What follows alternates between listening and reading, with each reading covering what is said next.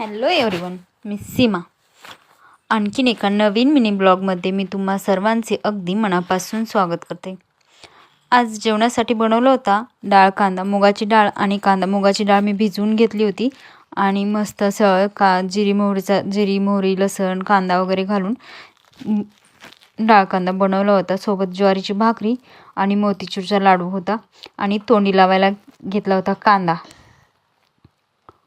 ज्वारीची भाकरी असेल आणि मोकळी सुकी भाजी असेल तर तोंडी लावायला कांदा एकदम छान लागतो. मस्त असा कांदा घेतला होता तोंडी लावायला आणि जेवायला मी ताट रेडीच केलं होतं. पण तेवढ्यात आली गॅसची गाडी आली म्हणून सिलेंडर काढून घेतला आणि त्याला खराब टॉवेल गुंडाळून दिला, म्हणजे कसं खाली उचलून नेताना ड्रेसला लागणार नाही. आणि खाली नेला तो गाडीवाला वर येत नाही, त्याच्यामुळे आम्हालाच खाली घेऊन जावं लागतं. आणि थोडा खराब टॉवेल होता, मी फरशी पुसायला जो केला तो होता. तो टॉवेल गुंडाळला आणि व्हिडिओ कसा वाटला हे कमेंटमध्ये नक्कीच सांगा.